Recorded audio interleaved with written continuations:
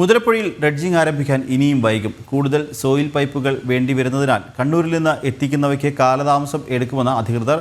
അതേസമയം പൊഴി മുറിച്ചു വിട്ട ഭാഗത്ത് മണൽ അടിഞ്ഞുകൂടുന്നത് കാരണം മീൻ പിടിക്കാൻ പോകുന്ന വള്ളങ്ങൾ അപകടത്തിലാകുന്നത് പതിവാവുകയാണ്.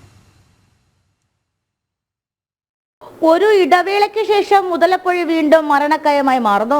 കഴിഞ്ഞ 2 ദിവസത്തിനുള്ളിൽ 6 വള്ളങ്ങളാണ് മണൽത്തിട്ടയിലിടിച്ച് അപകടത്തിൽപ്പെട്ടത്. പൊഴി മുറിച്ചുവെങ്കിലും അഴിമുഖത്തെ ചാലിൽ വീണ്ടും മണലടിഞ്ഞുകൂടി ആഴം കുറയുന്നു. ഇത് അപകടങ്ങൾക്ക് പ്രധാന കാരണമായി.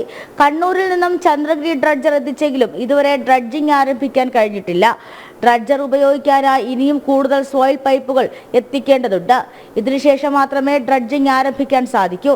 അതേസമയം മുതലപ്പുഴയിലെ അനിയന്ത്രിതമായ മണലൊഴുക്ക് കാരണം വീണ്ടും വള്ളങ്ങൾ അപകടത്തിലാകുന്നത് പതിവാണ്. കഴിഞ്ഞ ദിവസം 2 വള്ളങ്ങൾ മുതലപ്പുഴയിൽ അപകടത്തിൽപ്പെട്ട് 30-ലധികം മത്സ്യത്തൊഴിലാളികൾ വള്ളത്തിലുണ്ടായിരുന്നു. മത്സ്യബന്ധന വള്ളങ്ങൾ അടക്കമുള്ള ഉപകരണങ്ങൾക്ക് നാശനഷ്ടം സംഭവിച്ചു. അശാസ്ത്രീയമായിട്ടുള്ള പൊഴിമുറിക്കൽ അഴിമുഖത്ത് നിന്നും നീക്കം ചെയ്ത മണൽ തീരത്ത് തന്നെ കൂട്ടിയിട്ടിരിക്കുന്നതും മുതലപ്പുഴയെ കൂടുതൽ അപകടത്തിലാക്കുമെന്നാണ് തൊഴിലാളികളുടെ ആരോപണം. ഡ്രഡ്ജിംഗ് തുടങ്ങാൻ വൈകിയാൽ സമരം ഉൾപ്പെടെയുള്ള നടപടികളിലേക്ക് കടക്കാനാണ് മത്സ്യത്തൊഴിലാളി സംഘടനകളുടെ തീരുമാനവും. ജനം, തിരുവനന്തപുരം.